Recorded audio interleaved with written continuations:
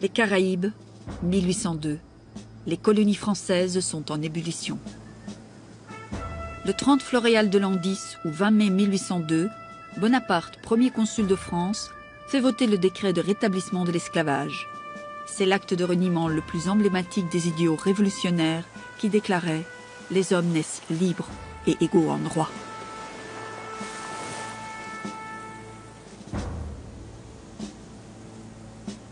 Le décret du 20 mai ensanglantera le début du règne de Bonaparte. Et aujourd'hui encore, il continue d'entretenir ses parts d'ombre et de nourrir les controverses. Pourquoi Bonaparte a-t-il, en 1802, décidé de rétablir l'esclavage ?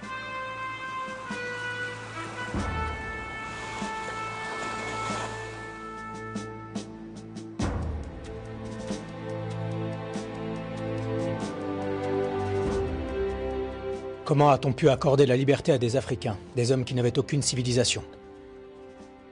Il fallait rétablir l'ordre dans les colonies. Je fais toujours ce qui est convenable au bien de mon pays.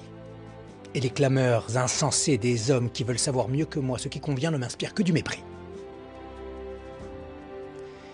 Je n'ai agi que dans l'intérêt de la France.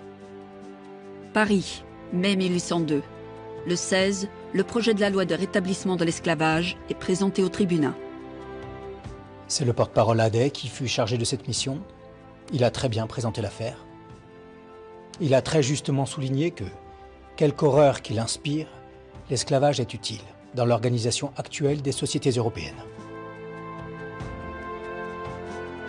Le décret rétablit l'esclavage dans les colonies, notamment en Guyane, en Guadeloupe et à Saint-Domingue, alors qu'il y était aboli depuis 1794. Pourquoi Bonaparte prend-il une telle décision? Choisit-il un tel reniement? La première raison relève bien de ce que l'on appelle aujourd'hui la géopolitique. Car quand Bonaparte accède au pouvoir et devient premier consul de France en 1801, l'Europe est en guerre contre la France pour contenir son expansion révolutionnaire. Le 25 mars 1802, le traité d'Amiens, signé avec l'Angleterre, met fin aux hostilités. La Martinique, prise par les Anglais à la Révolution, est restituée à la France. La trêve ne durera qu'1 an. Toutes les puissances européennes sont aussi des puissances esclavagistes. Bonaparte pense que l'abolition de l'esclavage dans les colonies est un mauvais signal envoyé à ses nouveaux partenaires européens. Puisque les Anglais et les Espagnols continuent l'esclavage, la France doit le rétablir. La France devait coordonner ses institutions avec celles des autres peuples européens pour perpétuer la paix, si nécessaire au bonheur de toute la nation. La politique, le soin de notre grandeur, nous prescrivait de ne pas briser les chaînes. Mais la géostratégie n'est pas tout.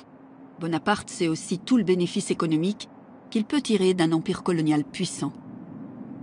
Très précisément, en 1802, l'empire colonial français, c'est la colonie, l'île d'Hispaniola, tout entière, puisqu'elle a été réunifiée. La partie espagnole a été rattachée donc à l'ancienne colonie de Saint-Domingue. C'est la Louisiane, et c'est énorme. La Louisiane, ça va depuis les Grands Lacs, à l'époque, jusqu'à la région de la Nouvelle-Orléans. C'est la Guadeloupe, la Martinique qui vient donc d'être rendue, Cayenne, donc la Guyane derrière, et puis les Mascareignes, c'est-à-dire l'île de la Réunion, mais surtout l'île de France, l'île Maurice actuelle, qui est une plaque tournante pour tout l'océan Indien, donc une aire d'influence. Il faut rajouter que depuis leur alliance avec les Provinces-Unies, les Français ont également un droit de regard sur la colonie du Cap, en Afrique du Sud, et puis les Indes néerlandaises. Donc on peut dire que c'est quand même pas une puissance négligeable, c'est quand même quelque chose d'important, globalement, que l'Empire d'Outre-mer en 1802.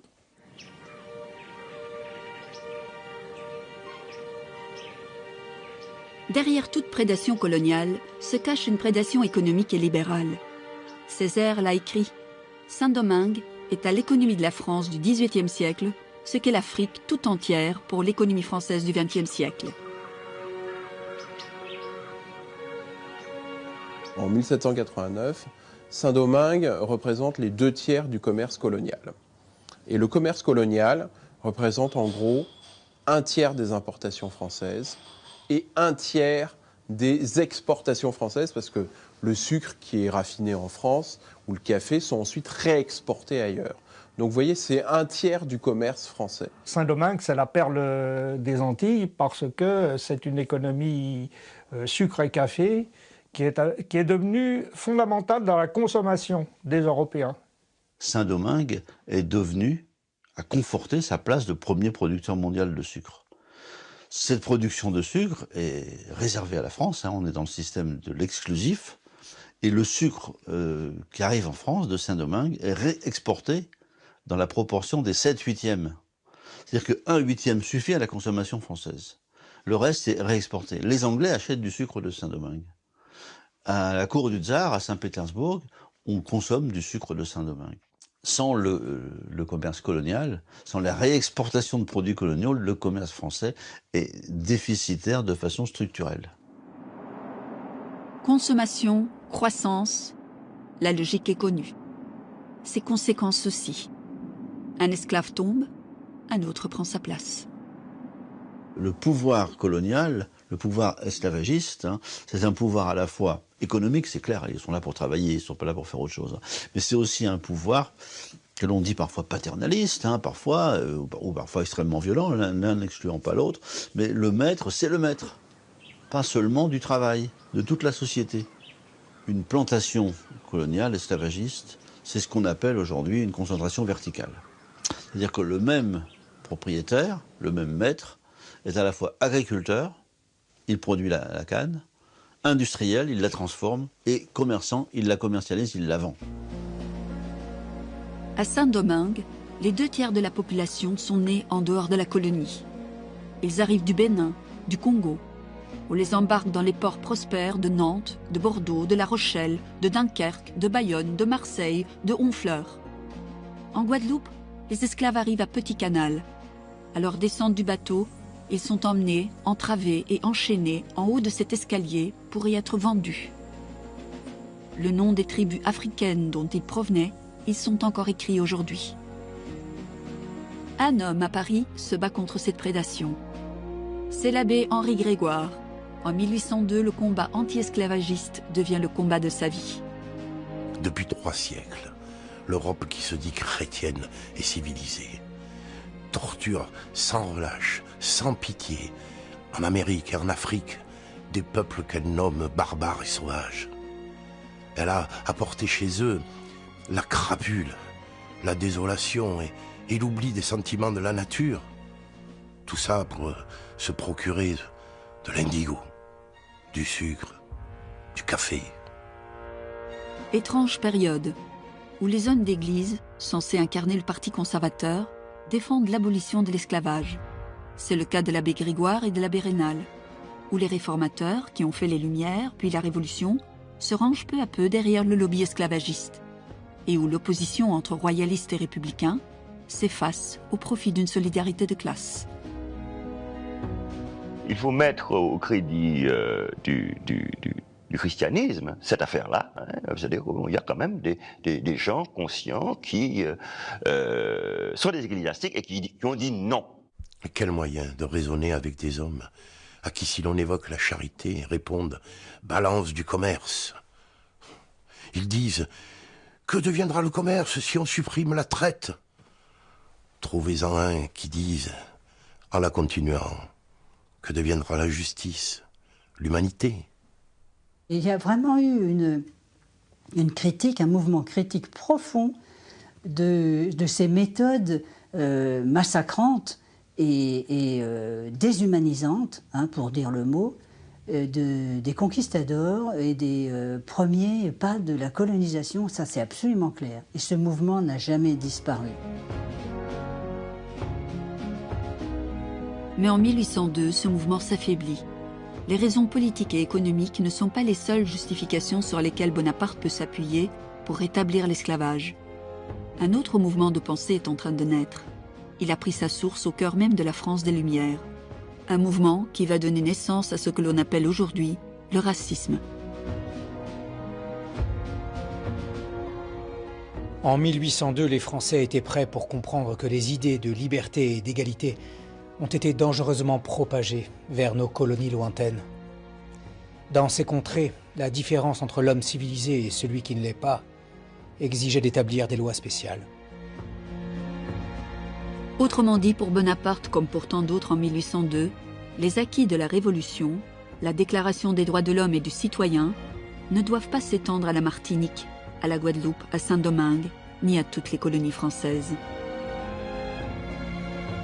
Les événements de Saint-Domingue-Haïti sont des événements très compliqués. C'est très complexe à expliquer parce que constamment, les autorités françaises ont eu des positions qui n'ont cessé d'évoluer au cours du temps.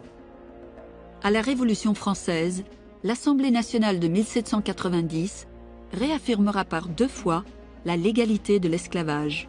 Et ce n'est que confronté à la révolte des esclaves des colonies et de Saint-Domingue notamment, que la Convention décrète son abolition en 1794. Il faut rappeler que l'abolition de l'esclavage a été imposée par l'insurrection, puis par la loi, dans une période quand même révolutionnaire extrêmement radicale.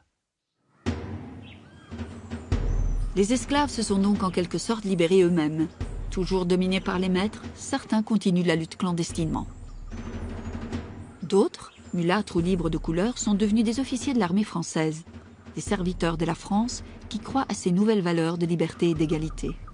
C'est le cas de Louis Delgrès, en Guadeloupe. C'est aussi celui d'une autre grande figure de l'histoire. Il s'appelle Toussaint Louverture, né esclave à Saint-Domingue, sous le nom de Pierre-Dominique Toussaint Bréda. Il est affranchi. Il est affranchi parce que c'était ce qu'on appelait un nègre à talent. Pendant la révolte des esclaves en 1791, qui amènera à l'abolition de 1794, Toussaint s'est réfugié dans la partie espagnole de l'île. Il y combat les esclavagistes français. Ses qualités militaires sont remarquées. Il y gagne le surnom de l'ouverture grâce aux brèches qu'il fait dans les troupes adverses. Sur le continent Amérique, conquis depuis 1492, vous allez avoir un véritable mouvement qui part de la société esclavagiste, des esclaves, avec des alliés. Ils ont des alliés dans une partie de la société des libres de couleur qui se sont alliés avec eux. Toussaint, donc, va très rapidement, en tant que militaire, prendre l'ascendant. L'ascendant sur ses troupes, l'ascendant sur l'ensemble des troupes et sur le pouvoir blanc, sur le pouvoir de la métropole. Il va s'imposer. Il sera nommé général de brigade, général en chef, etc. Et il finira gouverneur de la colonie quand même. Hein. C'est un poste extrêmement élevé, impensable évidemment, pour un noir quelques années avant, même s'il n'était pas esclave.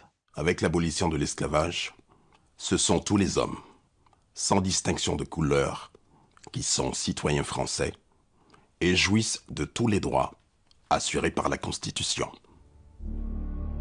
Une fois l'esclavage aboli, Toussaint devient un homme incontournable à Saint-Domingue. On lui propose donc, par pragmatisme politique, d'intégrer l'armée française. Mieux, Toussaint est nommé lieutenant-gouverneur. Qu'en pensait alors Bonaparte? Il approuvait. Nous avons conçu pour lui de l'estime. Et nous nous plaisons à reconnaître les grands services qu'il a rendus au peuple français. Si notre pavillon flotte sur Saint-Domingue, c'est à lui et aux braves noirs que nous le devons. Il va devenir vraiment le chef militaire de la colonie. C'est lui qui va chasser les Anglais, c'est lui qui chasse les Espagnols, qui fait le ménage en quelque sorte, et qui prend le contrôle de l'armée au point où il réussit, politiquement, de façon extrêmement habile, à évincer tous les représentants de la France, à les faire repartir. En Guadeloupe comme à Saint-Domingue, ces insurrections, ces troubles constants font monter la spéculation. Les prix du sucre flambent, le commerce portuaire est perturbé, la situation politique est instable et confuse. Toussaint, inflexible, poursuit son idéal. Mais 85% du commerce colonial, c'est Saint-Domingue. Donc on sait bien que si on enlève ces 85%, ce qui reste, ça pèse pas lourd. Et comme par enchantement, devant cette réalité économique, l'opinion sur Toussaint Louverture d'un Bonaparte devenu premier consul change du tout au tout. Toussaint n'était pas un homme sans mérite, bien qu'il n'ait jamais été celui que l'on a essayé de peindre dans le temps. Son caractère, d'ailleurs, prêtait peu à inspirer une véritable confiance. Nous avons eu fort à nous en plaindre. Il eût toujours fallu s'en défier. Saint-Domingue et les îles adjacentes forment le territoire d'une seule colonie qui fait partie de l'Empire français, mais qui est soumise à des lois particulières. Il ne peut y avoir d'esclaves sur ce territoire. La servitude y est abolie. Tous les hommes y naissent, vivent et meurent libres et français. Tel est le rêve de Toussaint Louverture, un rêve né avec la France des Lumières de 1789, concrétisé avec la France de l'abolition de 1794, mais un rêve qui va se fracasser contre les réalités de la France bonapartiste.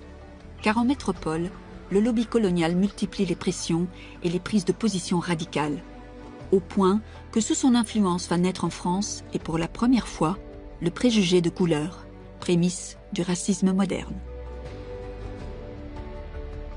On peut penser qu'au tout début du 19e, quand Napoléon accède au pouvoir, c'est là où on voit une tentative consciente, une tentative systématique de réduction de tous les individus dits noirs ou apparentés.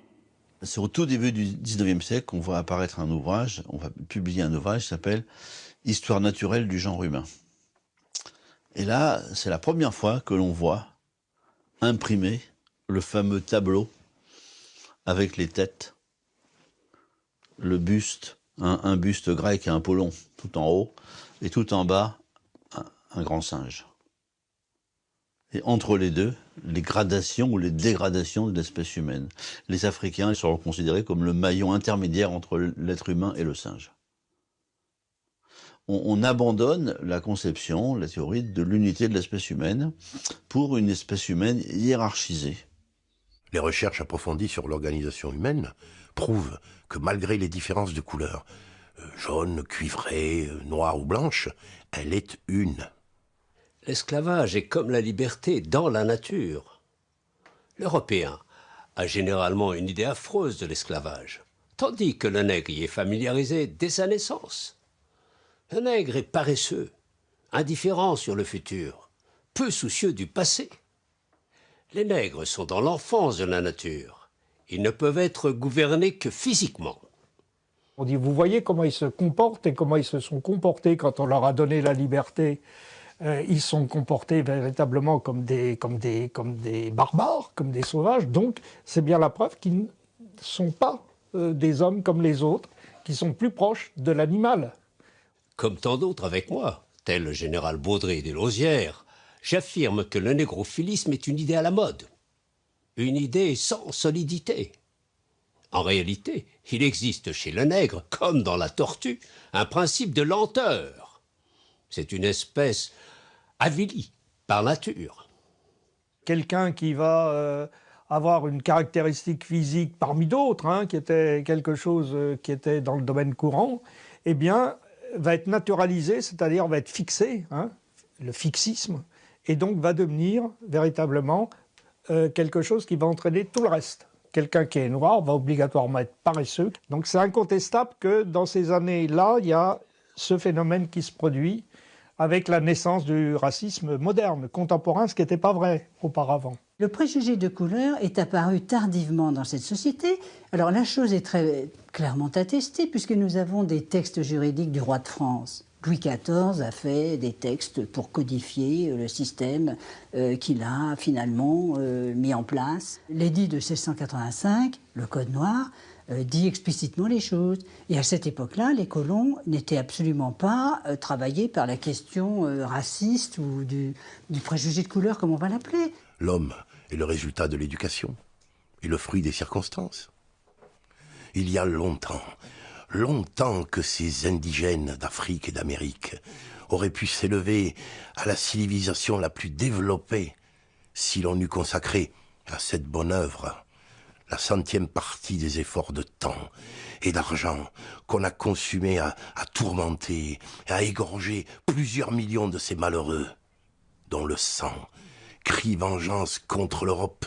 La société coloniale repose sur 3 fondements qui sont l'esclavage, donc qui permet la production de sucre, de café, d'indigo, de coton par des esclaves, l'exclusif, l'obligation d'exporter toutes ces productions vers la métropole, et puis troisième principe, c'est le préjugé de couleur, donc qui fait que tous ceux qui ont une ascendance africaine sont considérés comme inférieurs, soit sont dans l'esclavage, soit sont dans une liberté, mais une liberté avec moins de privilèges que les Blancs. Voilà, être blanc, c'est un privilège dans les colonies à cette époque-là.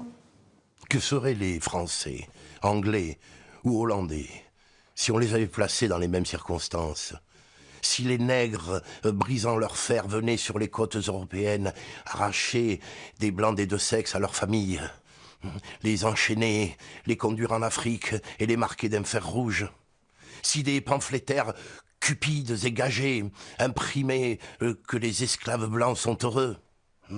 Si ces esclaves blancs, vendus ou volés, achetés par le crime, étaient forcés au travail à coups de fouet, sous un climat funeste à leur santé, quel cri d'horreur retentirait de nos contrées. Là, il y a une cassure qui se produit. Et on considère que quoi qu'il fasse, il y a des civilisations, donc des peuples, qui, de toute façon, ne pourront jamais atteindre le processus général. Donc ne pourront jamais passer du stade sauvage au stade civilisé. Il faut apprécier les hommes, non d'après leur couleur, leur richesse, leur puissance, mais d'après leur qualité personnelle. Bonaparte, lui, a choisi son camp. Les voix de l'abbé Grégoire et de quelques rares autres sont de plus en plus minoritaires. Bonaparte est une famille de colons italiens, de colons génois, de colons de Corse. Donc, leur idée coloniale me semble arrêtée depuis des générations. Si la hiérarchie des races est née en France, où se situe Bonaparte dans ce débat? Bonaparte adhère-t-il à ses idées par racisme ou par calcul politique? La vérité, c'est que, comme toujours avec cet homme, il a une attitude pragmatique et utilitaire sur ce sujet. Il a, par exemple, aboli l'esclavage à Malte et l'a maintenu en Égypte. Avant que Toussaint Louverture ne devienne gouverneur à Saint-Domingue, Bonaparte était plutôt partisan de l'abolition. Mais à Paris, l'ère des parlementaires noirs est révolue. Croyez-vous que si la Convention avait su ce qu'elle faisait dans les colonies, elle lui donnait la liberté aux Noirs? Le sentiment d'humanité est toujours puissant sur l'imagination. Mais à présent, tenir encore à ces principes serait de l'hypocrisie. Mes conseillers me disent « Les nègres ne sont ni français ni anglais, ils sont nègres ». Ils restent mes conseillers. Toute l'attitude de Bonaparte vis-à-vis des Noirs est placée sous le signe de l'ambiguïté, de l'indiscernable. Il se lance dans une chasse aux sorcières que certains tiennent pour de l'acharnement personnel. Le 13 septembre 1802, Bonaparte fait révoquer le général Dumas. Ce colosse noir, père de l'écrivain, a jadis commandé les 45 000 hommes de l'armée des Alpes. Il est le héros des combats du Mont-Cenis et du Saint-Bernard contre l'armée austro-sarde. Un homme dangereux, serviteur jadis, mais qui risquait lui aussi de se retourner contre les nôtres. Je ne pouvais lui faire la moindre confiance.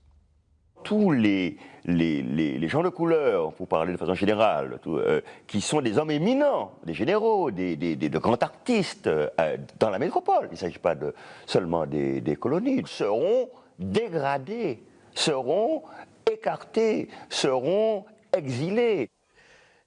Il a été extrêmement contradictoire, voilà. C'est-à-dire qu'il appartient plutôt, je crois, au monde du XVIIIe siècle. Parce qu'il peut avoir des jugements extrêmement, qui peuvent passer pour racistes à l'égard des populations, mais qui étaient ceux des préjugés de son temps.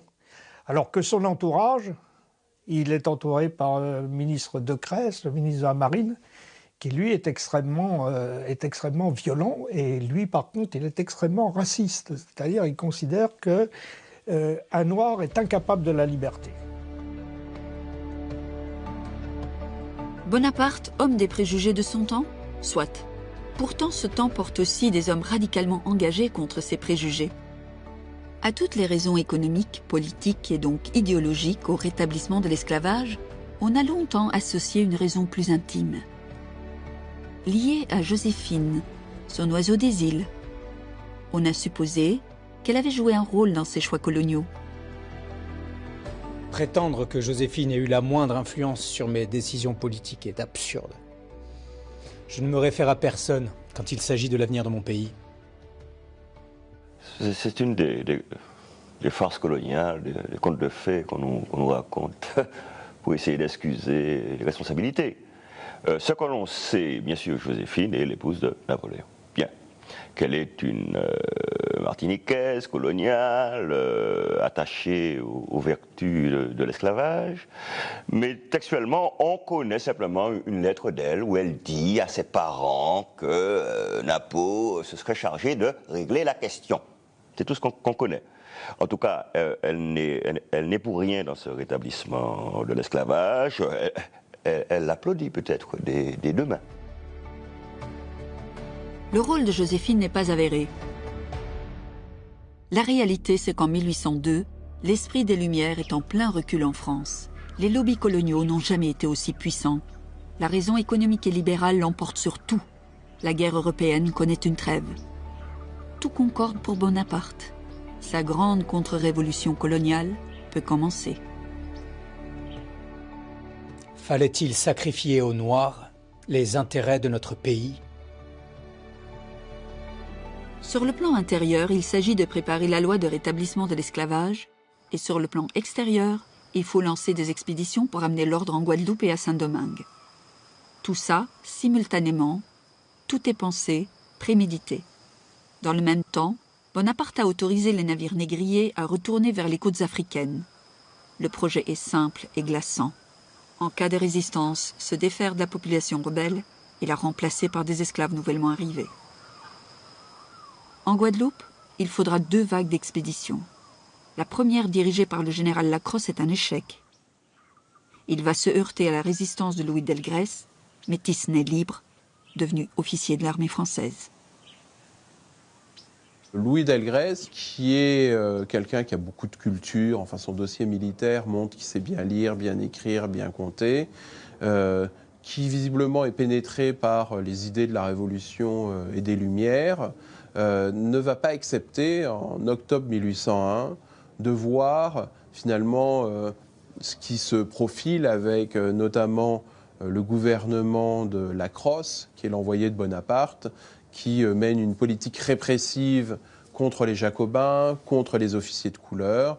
Et donc, suite à cela, il décide de participer à une révolte des officiers de couleur qui entraîne le renvoi de Lacrosse. Ce qu'on sait par la correspondance de certains espions espagnols ou certains renseignements qui parviennent au gouverneur du Venezuela, c'est que tous sont d'accord pour réprimer cette expérience guadeloupéenne, qui est totalement intolérable, parce qu'elle se passe parallèlement à celle de Toussaint. La grande menace, c'est Toussaint, c'est ce général noir qui est maître alors de l'ancienne colonie de Saint-Domingue, qui n'est pas encore Haïti. Il ne faut absolument pas que cette expérience saint-domingoise se répète dans une autre colonie.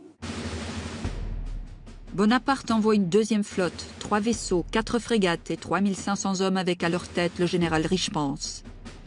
En quelques semaines, l'homme va mener une guerre sans merci, sanglante contre Delgrès et ses hommes.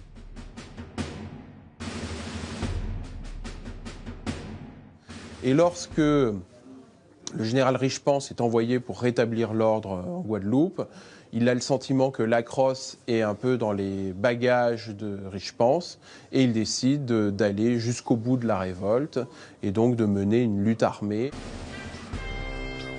300 contre 3000. Delgrès sait la cause perdue. Il se réfugie avec ses hommes dans un fortin au pied de la Soufrière. Il y rédige son testament philosophique. Delgrès écrit « La résistance à l'oppression est un droit naturel.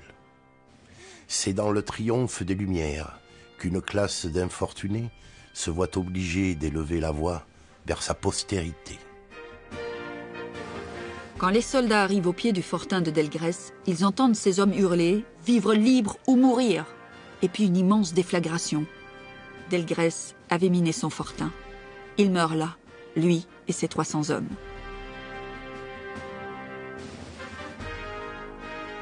Et donc ils sont presque tous morts. Il y a eu des prisonniers qui ont été pendus, qui ont été fusillés.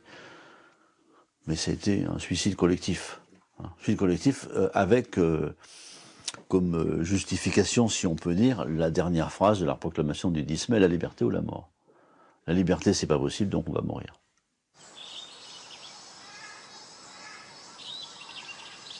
Suicide héroïque et vain. En quelques mois, Bonaparte a gagné la partie en Guadeloupe. Une victoire pour Bonaparte? Pas tout à fait.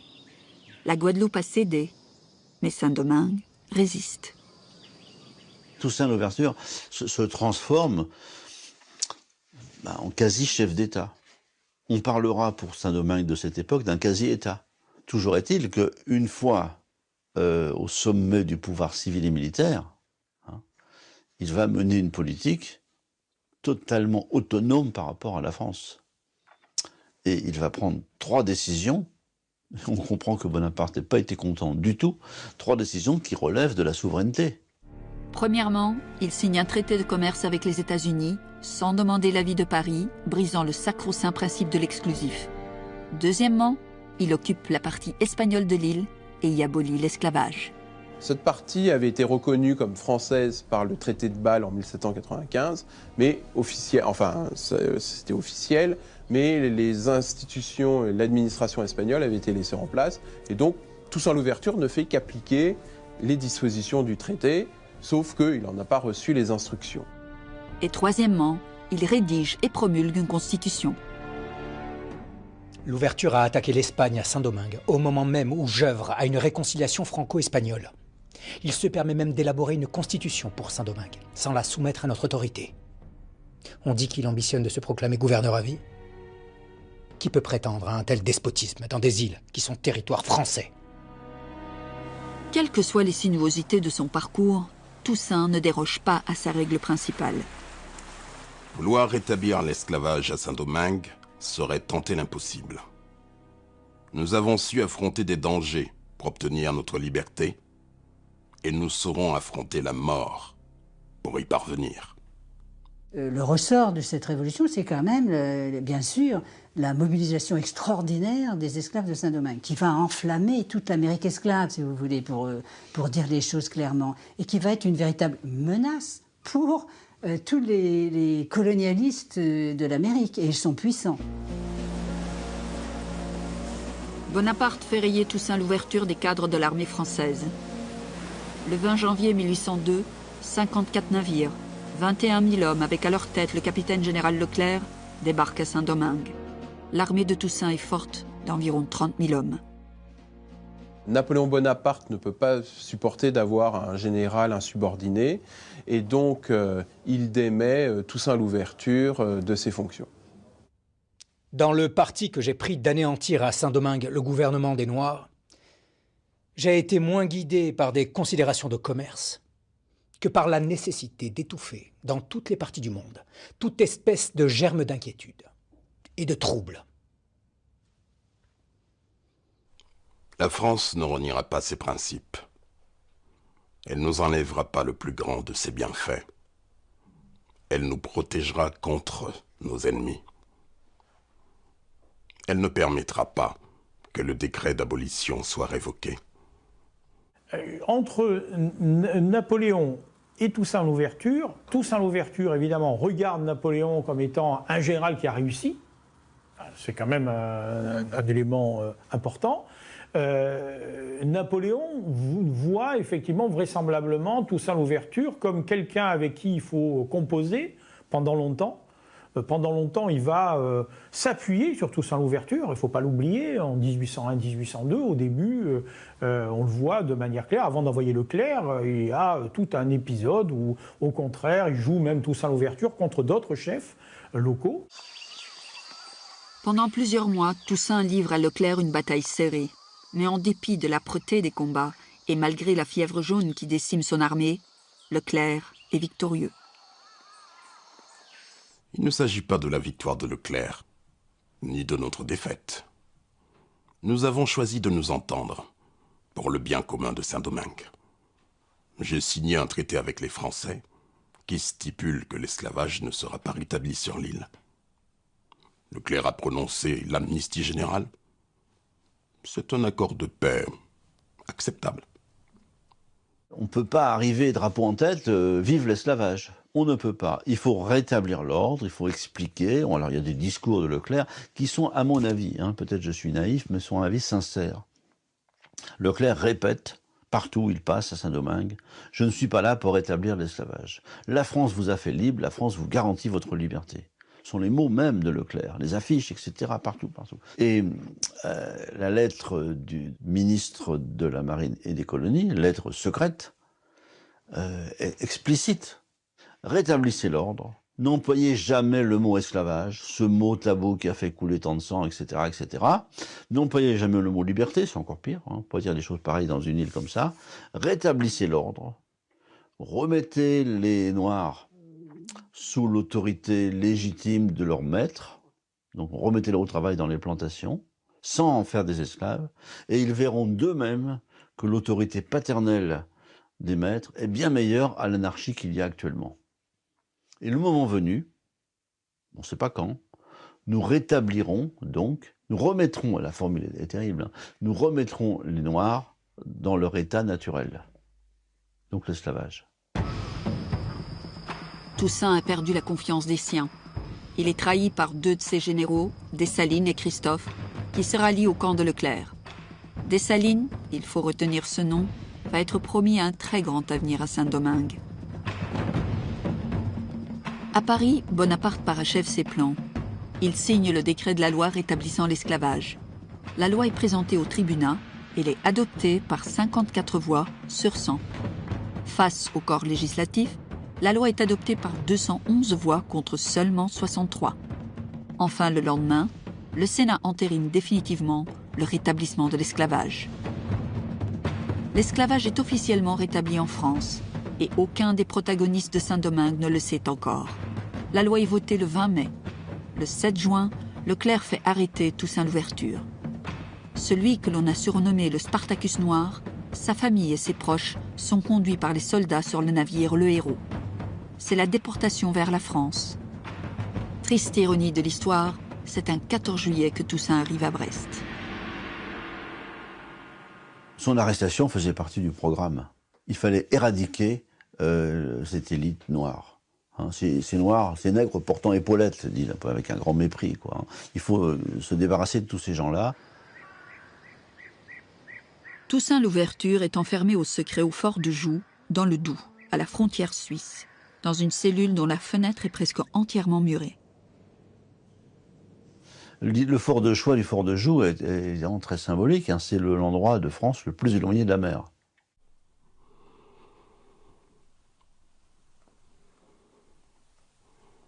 En me renversant, on a abattu à Saint-Domingue que le tronc de l'arbre de la liberté. Mais il repoussera, car ses racines sont profondes et nombreuses.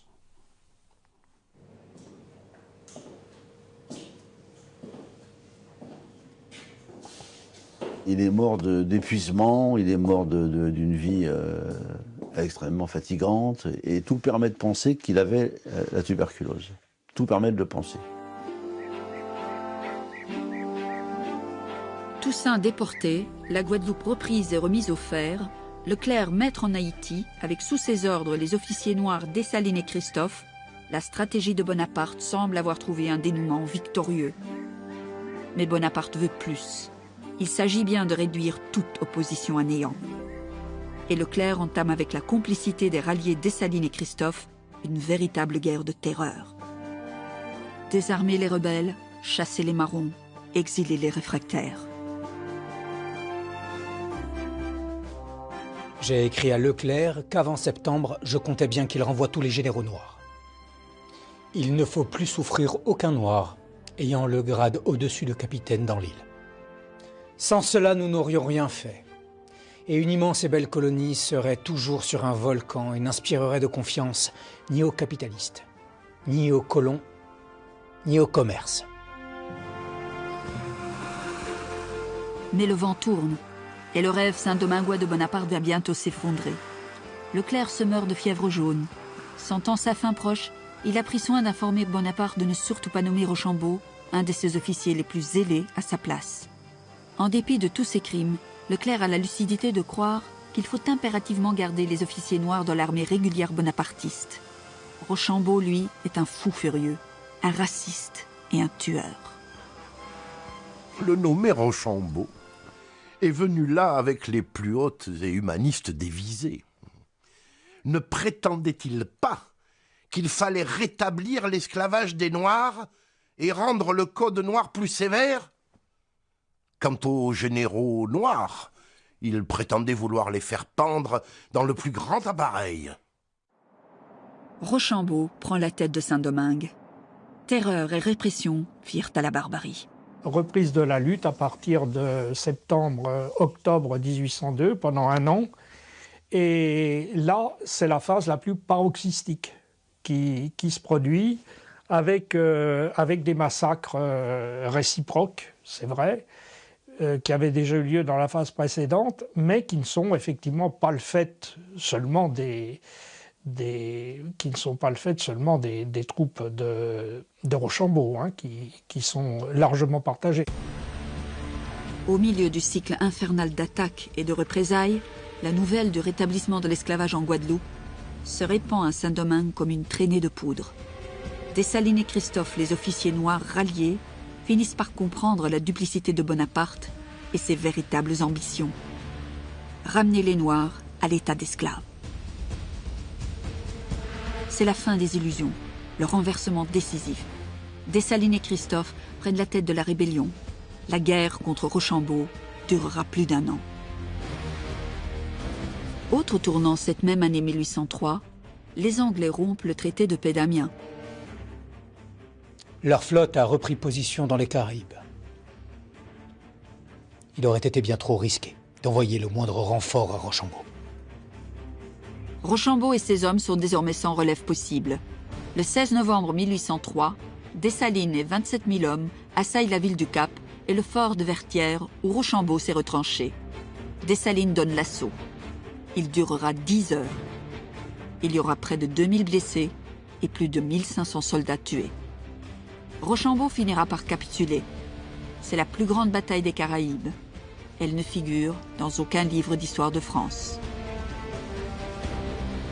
Le 1er janvier 1804, Dessalines se fait sacrer empereur du premier État indépendant haïtien. Saint-Domingue devient Haïti, symbole de la résistance. Une île non libérée par les Lumières ou par les lois abolitionnistes, mais par les descendants d'esclaves eux-mêmes. Résultat final, 60 000 soldats perdus par Bonaparte, rien que dans cette expédition, hein, battus et écrabouillés à Saint-Domingue. En Guadeloupe, pendant toute la répression, le capitaine général Richepense ne fera pas de prisonniers. On fusille, on pend, on brûle, on noie. En mai 1802, à Bainbridge, 700 Noirs qui défendaient un fort sont fusillés sur place. Les guerres coloniales sont toujours d'une extrême violence. Alors celle-là a été particulièrement violente parce que le climat, le relief, la végétation rendaient les conditions de guerre épouvantables. Il faut que tout le monde disparaisse. Tous ceux qui ont connu la liberté doivent disparaître. Mais si ces nègres sont considérés comme des êtres inférieurs, alors un État issu des Lumières est-il fondé à utiliser les mêmes armes que ces sauvages? Il y a bien un massacre organisé. En Guadeloupe comme à Saint-Domingue, Leclerc comme Rochambeau ont fait régner une terreur planifiée, systématique. Bonaparte a-t-il ordonné l'extermination des Noirs? Quel est son degré de responsabilité? Est-il le commanditaire de ces massacres? C'est toute la subtilité bien connue du politique. Le 4 février, Bonaparte écrit à Rochambeau: « Le ministre de la Marine m'a communiqué vos dépêches. Je vous assure de l'entière confiance que j'ai en vous. Et j'approuve les mesures de rigueur que les circonstances vous obligent ou vous obligerez à déployer. L'autre aspect, l'autre clé en quelque sorte d'explication de la violence, c'est que dans la tête de certains officiers, je ne dis pas que c'était la politique officielle, mais il y a l'idée que les anciens esclaves, devenus libres depuis 8 ans, ne redeviendront jamais esclaves. On ne pourra pas. Donc il faut les exterminer. Il faut les liquider et les remplacer. Et faire venir donc de nouveaux esclaves d'ailleurs. D'ailleurs, c'est l'Afrique. La traite a repris à ce moment-là, faut pas oublier, hein. Fin 1801, la traite reprend. Dès l'annonce des préliminaires de Londres, les bateaux partent à la traite. Sous la Révolution, hein, n'oublions jamais cela, la traite n'a jamais été abolie. On a aboli l'esclavage, mais pas la traite. Les faits, rien que les faits. Regardons-les dans le détail. Ils sont à la fois éloquents et équivoques. Terrible raffinement sordide dans l'horreur. C'est à Saint-Domingue, par exemple, que Leclerc invente ce qu'on pourrait appeler le gazage des rebelles. On a utilisé effectivement dans les cales de bateaux des gaz asphyxiants. À titre expérimental probablement, à une petite échelle, mais ça existait. Et il y a des témoignages aussi sur les phénomènes de destruction de prisonniers à fond de cale avec des mèches soufrées. Tout comme il y a des récits atroces d'explosions, hein, on les fait sauter. Hein. Donc il y a des atrocités. Hein. Des lois de la guerre qui existent quand même à l'époque. Ce genre de pratique est totalement interdite. Hein. Et donc, bon, c'est pas très quand même fréquent. Hein. Il doit y avoir 1 ou 2 cas. Par contre, ce qui est très fréquent, c'est les noyades. Et non seulement on gaze, on noie, mais on plaisante sur ces meurtres. Entre militaires, on fait assaut d'esprit et de métaphores. On poétise l'horreur. La noyade collective est appelée le coup de filet national. La potence est la salade de chanvre. Le feu, l'opération chaude. Et laver la figure des nègres au plomb signifie les fusiller. Dans les désastres de Saint-Domingue, des forfaits épouvantables ont été commis par des hommes de toutes les couleurs. Mais aux Blancs seuls appartient l'invention infernale d'avoir tiré de Cuba des meutes de chiens dévorateurs. L'utilisation des chiens, controversée mais bien réelle. On a fait venir des chiens de Cuba, des chiens chasseurs d'esclaves, et on les a lâchés dans la jungle, dans la brousse, pour aller chercher les fugitifs, etc., et les déchiqueter, quoi, tout simplement. Gazage des Noirs, utilisation des chiens de sang, exécution sommaire, meurtre, torture. À l'infernal arsenal de la répression, Bonaparte va associer un élément majeur, la déportation. Des centaines d'intellectuels, de gradés, de politiques sont ainsi arrachés à leur île pour être exfiltrés vers la Corse. Bonaparte a fait créer un camp de travail à Boccognane et un bagne à Ajaccio. Ils font une première arrivée à Brest. Dans un deuxième temps, ils sont envoyés à Toulon, et qu'ensuite, de Toulon, ils viennent en Corse. Et la documentation que nous avons montre des bateaux qui arrivent les uns derrière les autres, entre l'an 11, c'est-à-dire 1803, 1804, voilà. Et là, on a effectivement environ 1 millier de Noirs venus de Saint-Domingue et de la Guadeloupe, qui arrivent dans la rade d'Ajaccio et qui vont être dispatchés à l'intérieur de l'île, l'essentiel restant quand même à Ajaccio. Au milieu de décembre 1802, près de 1200 Saint-Domingois vivent déportés en Corse, employés à créer la route Ajaccio-Corté et à couper les arbres en forêt d'Etonne pour faire des mâts de navires. Le soir, ils dorment nus sur la paille des Capucins. Tel est le terrible bilan de la guerre coloniale de Bonaparte dans les Caraïbes. Il n'en exprimera qu'un regret tardif, qui ne semble inspiré que par une relecture militaire des événements. L'une des plus grandes folies que j'ai faites, et que je me reproche, a été d'envoyer une armée à Saint-Domingue. J'aurais dû prévoir qu'il était impossible de réussir dans le projet que j'avais conçu. J'ai commis une faute.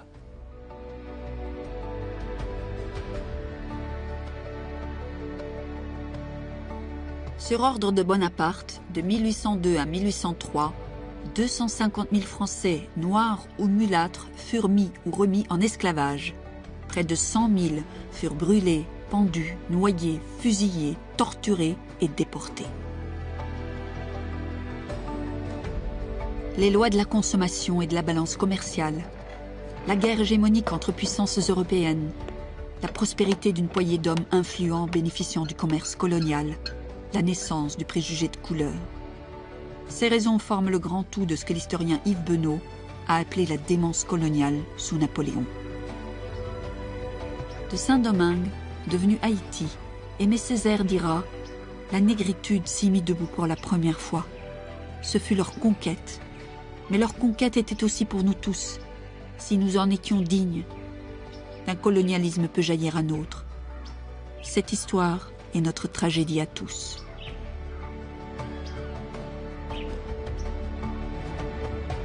Il faudra attendre le 27 avril 1848 pour que l'esclavage soit définitivement aboli en France.